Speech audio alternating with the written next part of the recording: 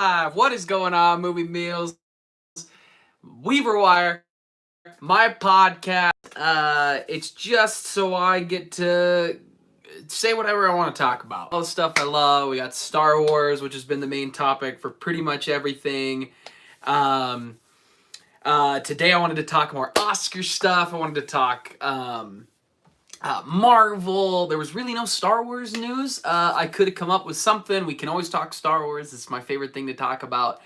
Again, if nobody watches this, nobody watches it. Doesn't matter to me. Well, nobody watching it live. I hope people watch it on the playback. It seems like it gets good reception on the playback. We get some solid numbers.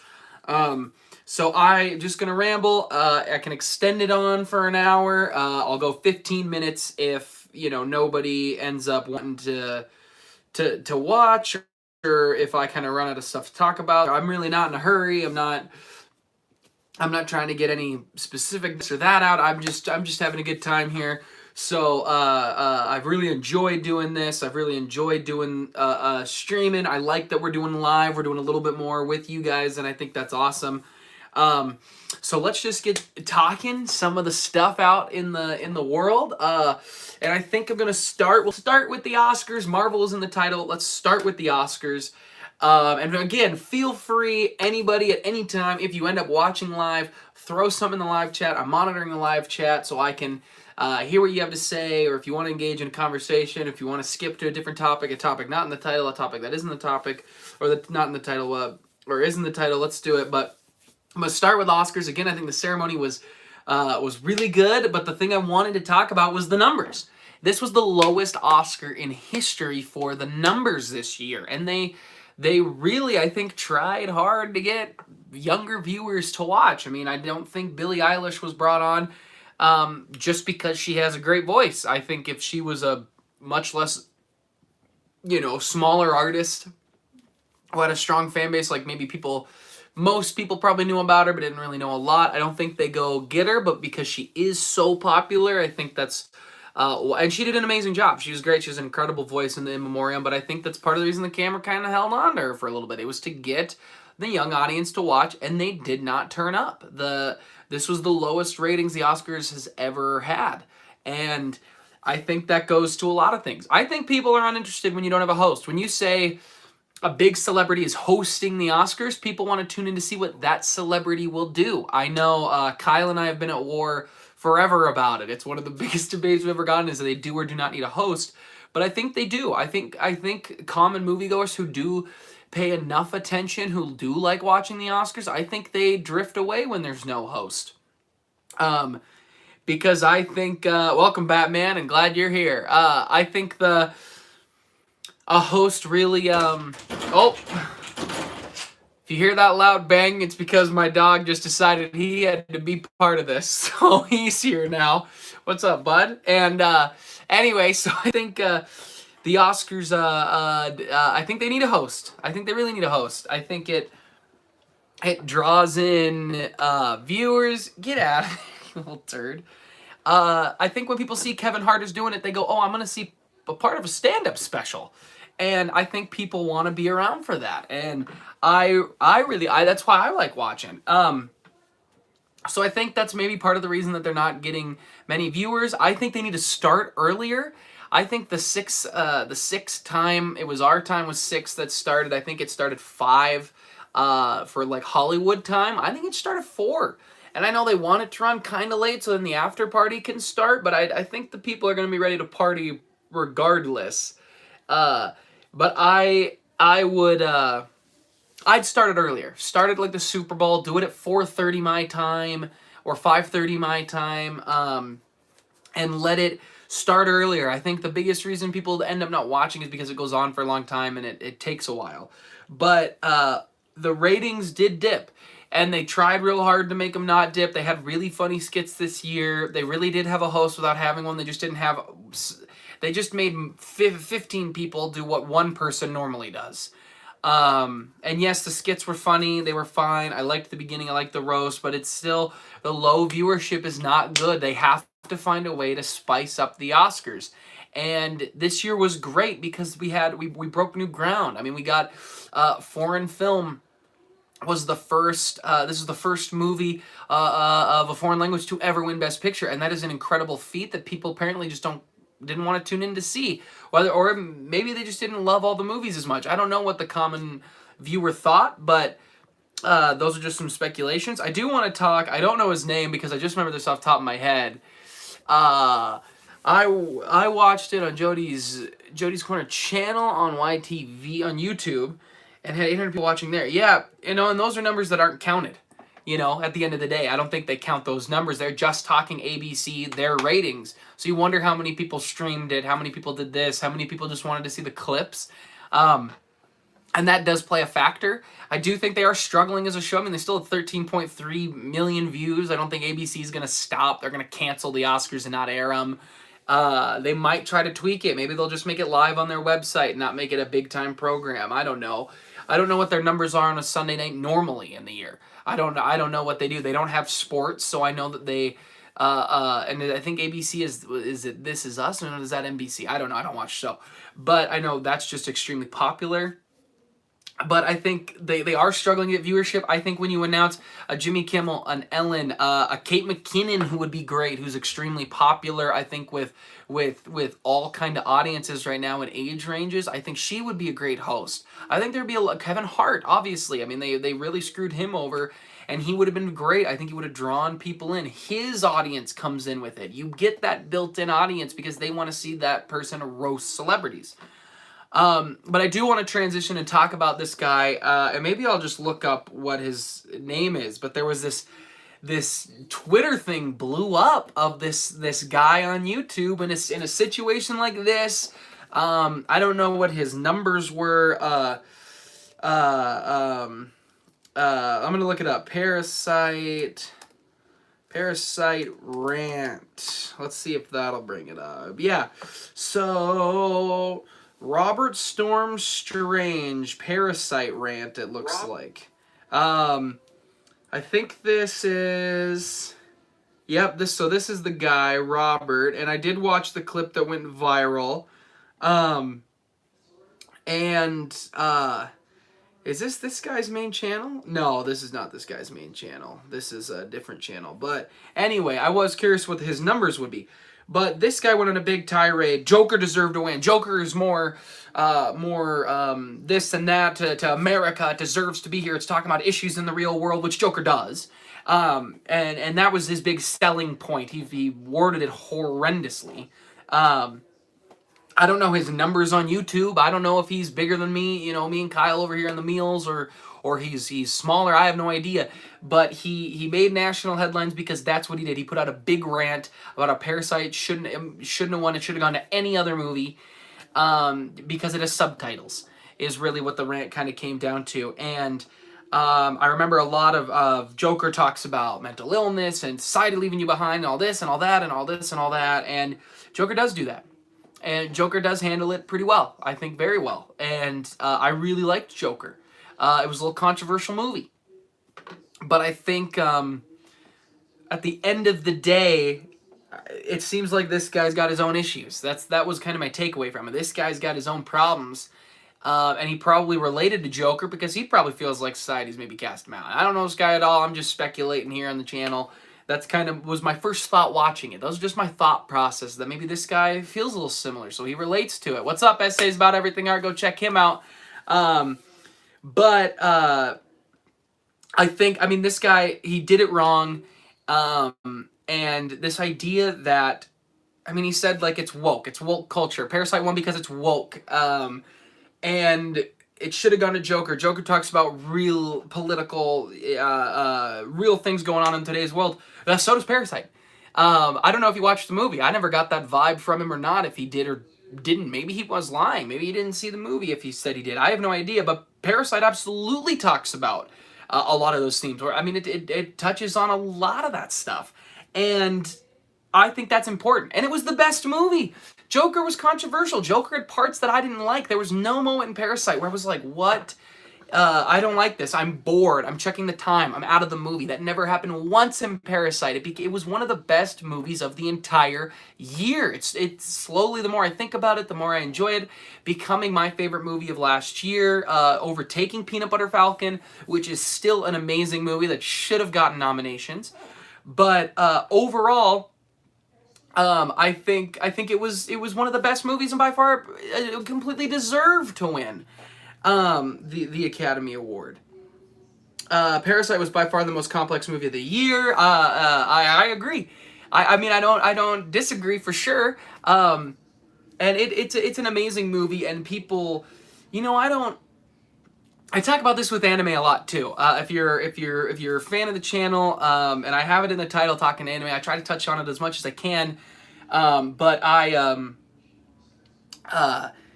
talk about this with anime because there's a big war about dub and sub, and what's true and what's not, and what's this and what's that, and you hear things like Parasite's getting an adaptation on HBO, an American adaptation on HBO, and some people hate it, some people don't, and I'm all for creativity.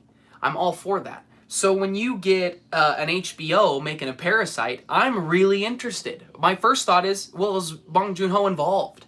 And if he's involved, then I'm even more interested, because now I think he's got more to tell in his story, and he knows that people liked his movie enough that they want to give him an opportunity to do that. I mean, you look at the movie The Departed. Everybody loves The Departed. The Departed is a remake of a foreign film.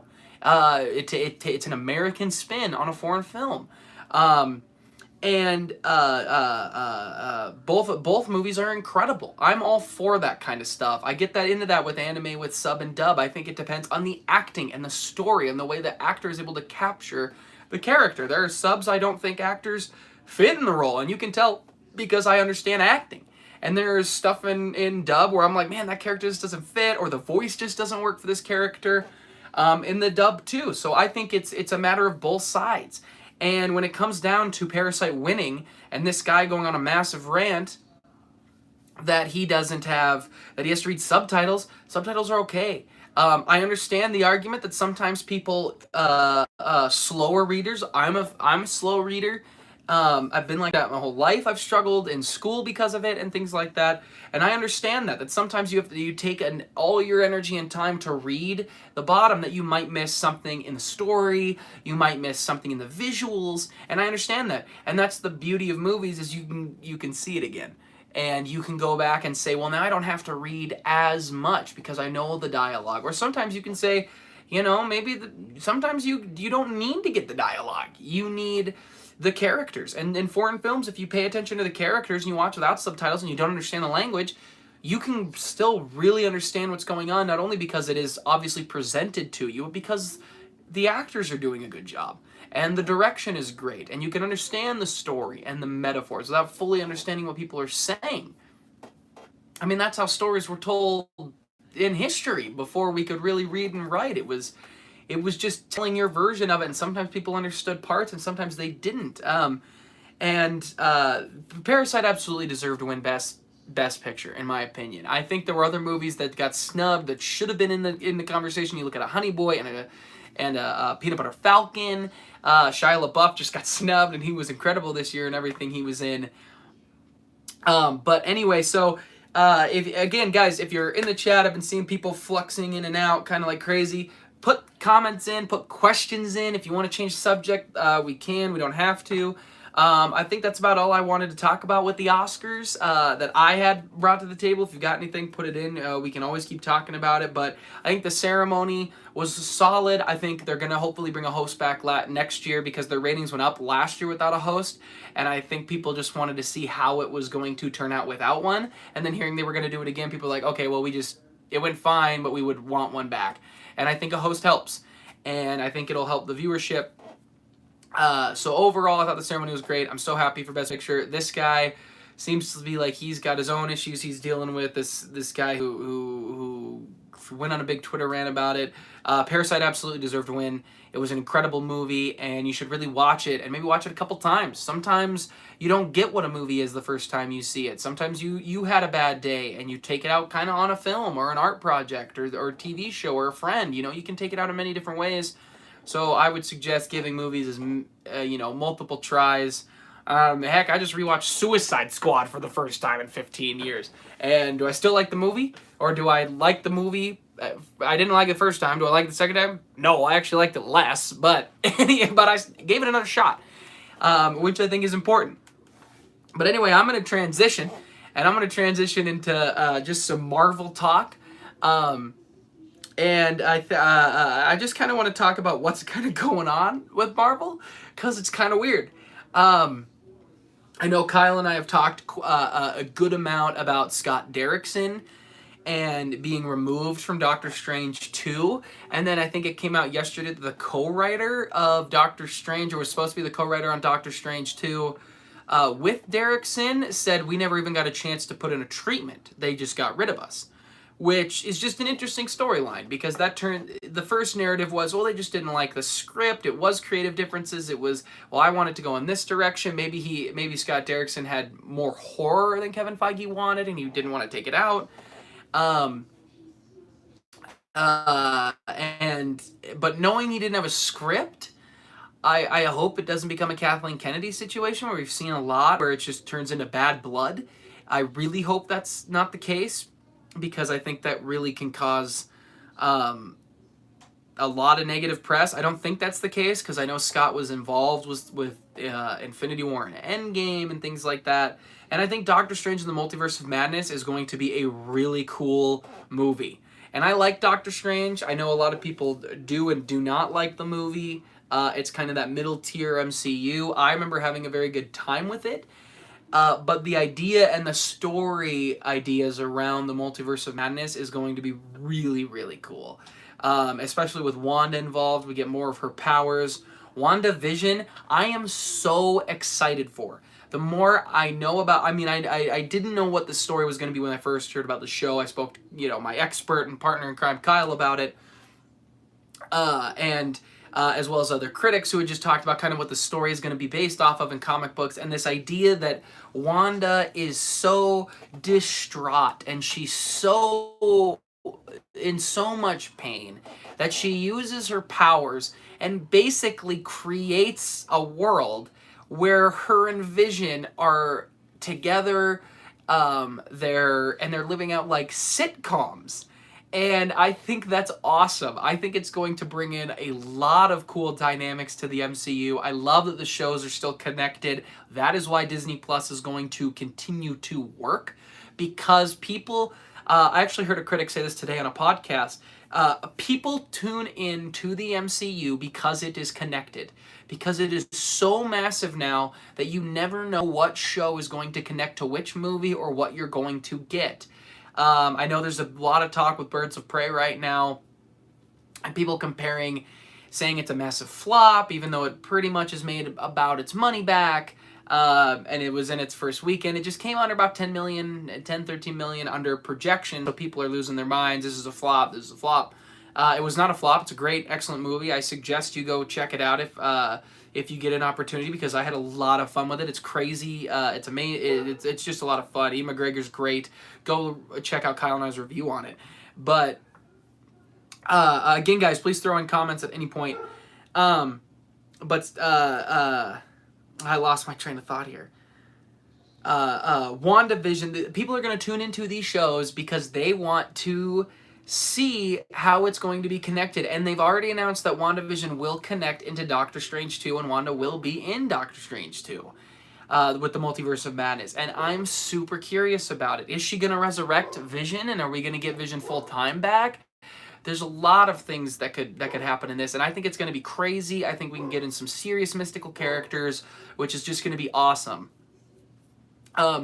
But with Doctor Strange, there's also, when I heard Scott Derrickson was leaving, I really like Scott Derrickson. I enjoyed Doctor Strange. There's other movies I've enjoyed. And then you hear Sam Raimi is in talks for Doctor Strange 2, and you kind of take a step back, and you're like, holy cow. That would be cool. Because then you think about what the Multiverse of Madness is supposed to be, and you think about Sam Raimi and what he did with Spider-Man 1 and 2. And yes, Spider-Man, oh, I gotta hit this button. Spider-Man 1, along with X-Men 1, the first X-Men are kind of the boards that have propelled all these other movies. So when you get, and Sam Raimi, also a lot of people still consider Spider-Man 2 to be one of the best superhero movies ever made, and that's Sam Raimi. 3, I don't think was his fault as much. I think it was a lot of studio interference, a weaker script, and I don't blame it all on Sam. I know he's done a lot of great stuff after. I know a lot of people love the Evil Dead stuff, and I don't know if we could try, I guess, to see Parasite at some point, getting a comment there in the chat. But anyway, Sam Raimi coming back gets you super pumped, because Sam Raimi hasn't made a big blockbuster superhero movie in a long time. You know he's a comic book nerd. He made Spider-Man. You know he can do the big budget movies, and you know his love of horror and comedy, and he starts to feel like the perfect choice to jump into the MCU next. And I love it. I hope it gets finalized. I hope Bruce Campbell ends up being one of the villains. Of course he's got to be, or making a cameo. But I can't wait for it to be finalized now and to see him. I am bummed for Scott Derrickson, but a Sam Raimi really changes the narrative of what the MCU can be going forward, because he can really bring a lot to the Multiverse of Madness. And that gets me very, very excited. And Marvel is in a weird place. They're in a very weird place where they're not really sure what to do. Like, even just this week, Mark Ruffalo, I might have not been this week, I just watched the clips on YouTube, but he was on the Graham Norton show, and they were asking about Hulk, and they said, well, Endgame's, it's it, right? You're done. And he was like, maybe, I don't know. And it kind of alluded to, like, he might be. There were rumors he's going to be in the She-Hulk show, and they're really focusing on everything on Disney+. They do have Black Widow coming out. We have our Spider-Man movies. We do have Doctor Strange coming out. Captain Marvel 2 is coming out. We do have more movies post-MCU. Spider-Man, what I thought Far From Home was a great way to transition to this new era, this new Avengers, because he is the character so tied with us as an audience to Tony. Tony ends up dying in Avengers Endgame, and Far From Home worked because I think we felt the way he did. Now he's got to really come into his own as a hero.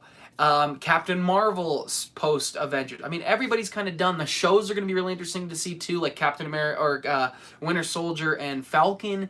How is Falcon and Winter Soldier? How is that show going to relate to everything? Is it just going to feel like it's a spy side thing after after Endgame, or is it really going to take place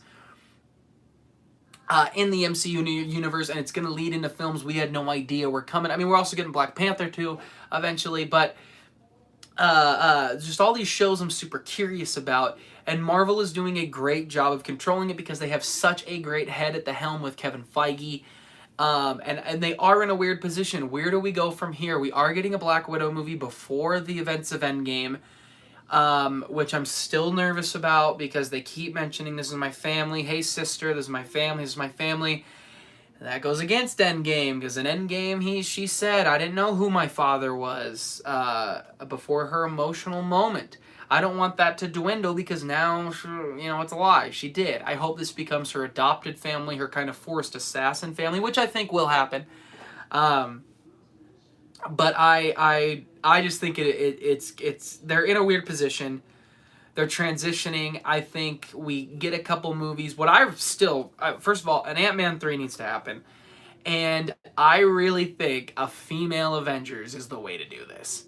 I really do. A lot of people right now, you say that point, well, Birds of Prey was this female-led superhero movie and didn't make any money. Well, Wonder Woman made money.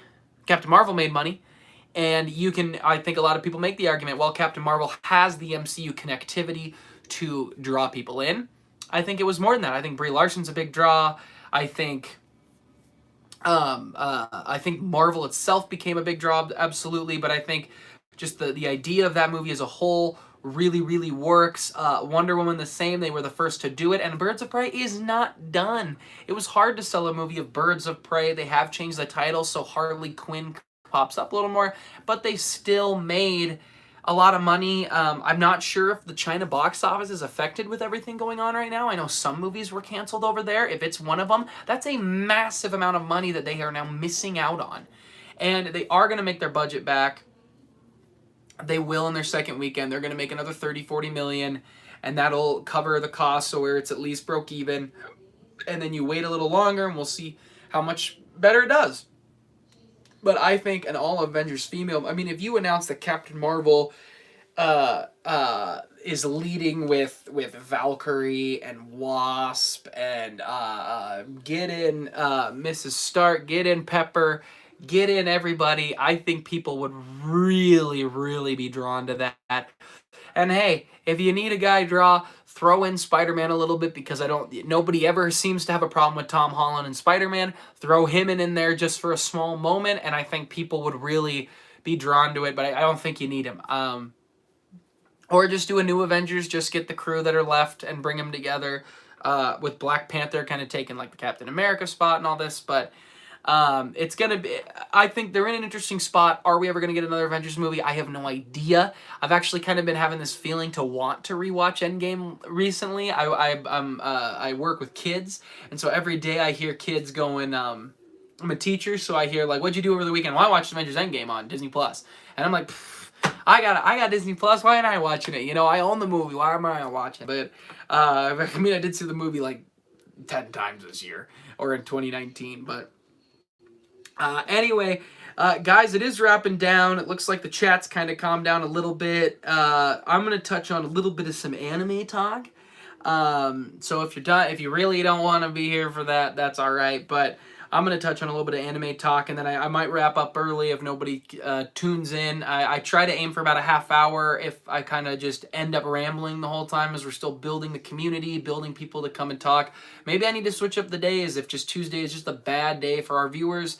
That's one thing, but I'm having a blast doing it because I just like to get my thoughts out there. I will bring in guests soon too. I've just been working on it. I'm going on a big trip this weekend to see Hamilton in San Francisco, so I'm trying to kind of deal with stuff after that. But anyway, let's just get into a little bit of anime talk.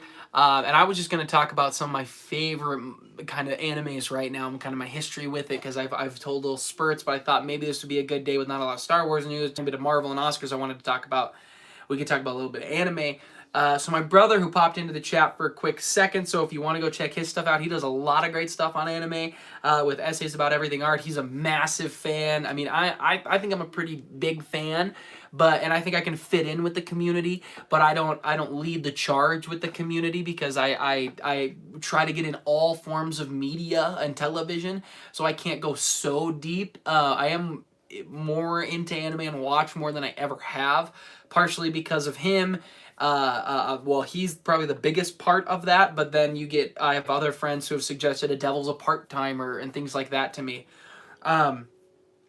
Or even, whatever back in the day. But, so my journey with anime really did start with Dragon Ball Z. That's kind of the start. Well, really, Pokemon is where it started, and Digimon. Even today, being a teacher, the kids watch Pokemon still because Pokemon is still going on. So I can tell them when we have downtime, when they talk about it, I'm sitting there relating to that because I was there. I get the games. I don't play the games really much anymore. I got an emulator. I prefer, or just grab my old PSP or my Game Boy Color, not my PSP, my Game Boy Color or my Game Boy Advance.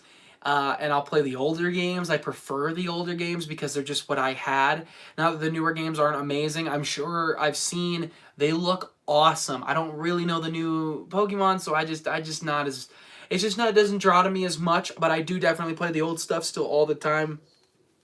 Side rant, I knew somebody who told me off because I don't play a version of Pokemon where they get killed. When they faint, they die. because that should be more realistic. If you do that, that's fine. There's a side rant because this guy like legitimately told me I'm not a fan of Pokemon. I'm a loser. This was in my 20s because I don't play that way and because it's not realistic and he doesn't really want to talk to me about this kind of stuff anymore. And I don't talk to that guy anymore because he was frankly he was not a nice guy. He just wasn't. And if you like to play that version, that's amazing. I like playing what reminded me of my fun as a kid. I pretend I'm Ash in the show. I pretend, that's how my brain was wired growing up. It was I catch them, they faint, I rush them to the Pokemon Center, and we heal them up, and we're back in the ball game. That's how I viewed it. I try to actively actually catch them all, and win the tournaments. I don't hurry through the game. A lot of people rush. A lot of people try to build up one guy so strong that he can just easily obliterate everybody. I've never been like that. I get a whole section of Pokemon that I really want to build. This has turned into a Pokemon rant, but I'm cool with it. Weaver Wire, whatever, for the meals. And so that's really what got me into it. And then Digimon and Yu-Gi-Oh! And all those kind of shows. And then Dragon Ball Z was showed me what they can be beyond those kind of similar style shows. The Pokemon and Yu-Gi-Oh! And Digimon's kind of like that, or Beat 'em On, or this or that, or I do remember Card Capture Sakura. If any of you know that, please in the playback comment below if you know that show, because I was obsessed with that show as a kid and I forgot about the name of it for years, and I would just be like, what is that show where the girl has the staff and the cards, she hits it, she gets new power. I couldn't remember, and then finally I just did a deep dive research one night until I could figure out the name, and I've never forgotten it since. And that show was one of the ones that got me into it. And then DBZ drags you in because it's just epic battles and these epic moments, and it's them finding the strength from within, classic anime trope, to go to the next level to win. That captured me. It then went into a Yu Yu Hakusho, and I'll get all the names wrong. I'm not a super purist, and I'm okay with that. An Inuyasha, I think it's how you say it. I probably butchered it. Shows like that drug me in, and then Naruto, One Piece are the two that holy cow, they brought me in. Two of the big three. I never really got into Bleach. My brother keeps telling me I should give it another shot now, and I've been hesitant just because I hear it just doesn't, and I've been hesitant with it. Fairy Tail's been the same way for me. I just never really got into it. I gave Fairy Tail about 20 episodes, I think it was 15, 20 episodes, and I'm just I can't do this. But I could do Rave Master, and that's baller. But those were the shows that really kind of brought me into the whole world, and Naruto especially. I mean, One Piece did too, but Naruto especially completely captured my imagination. It was violent, it was intense, it was just so interesting, and I related to him. I felt very similar, more of an outcast where I was in my life, where I felt more like I was weird compared to other people, where I kind of grew out of that, or grew more accepting of it, where so does he. So I kind of grew up with him. I was a similar age. One Piece as well really drew me in, and then One Piece just got so outlandish that it was hard to follow as an adult, and then I eventually sat down and I binged it from start. I think I started episode 1. I don't even know. I think they were in 600 or 700 episodes when I decided to binge it. I'd heard what had happened. I watched all the way up in the dub, stopped, and now I'm continuing to watch in the sub. I actually just repicked it up. I stopped right after he fought and beat Doflamingo. So I'm now just doing all the Wano stuff and the Kaido and Big Mama stuff. I think I'm a season and a half back. I've just watched an episode here and there when I need a filler before bed or something.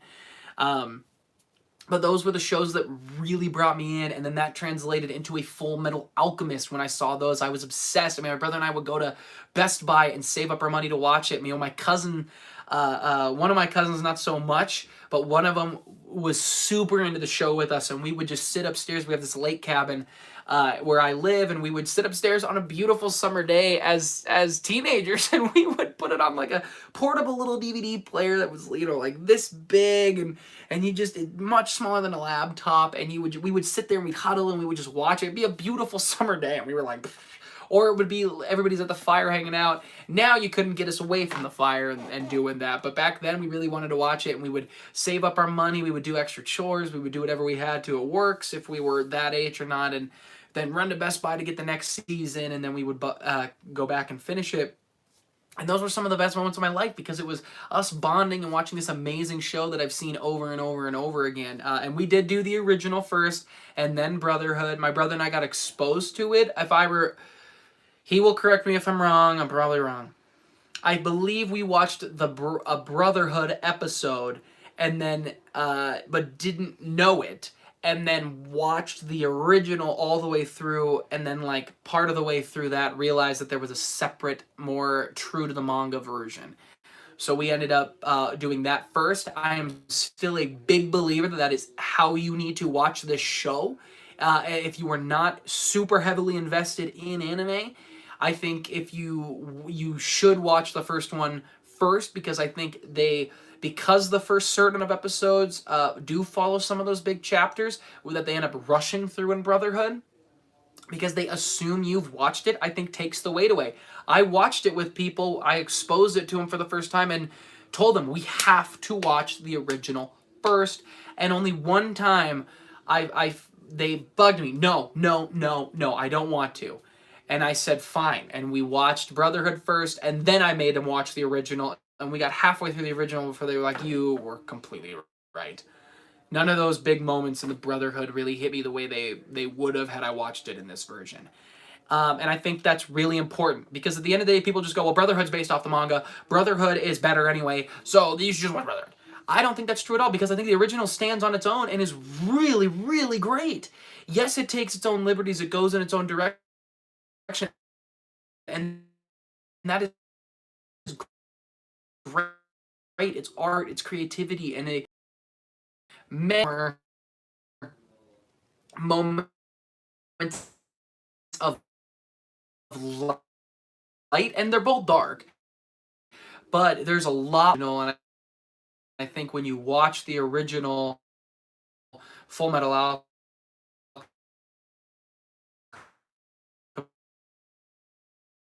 Alchemist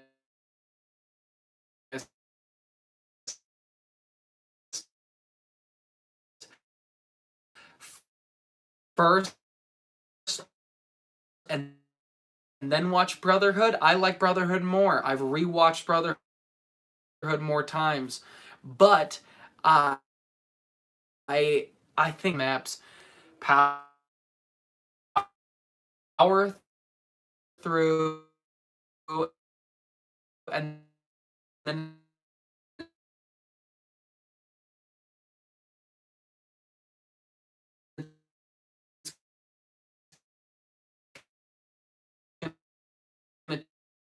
take off, and you will be completely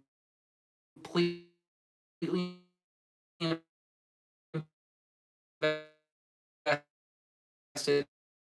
in this new version of the story.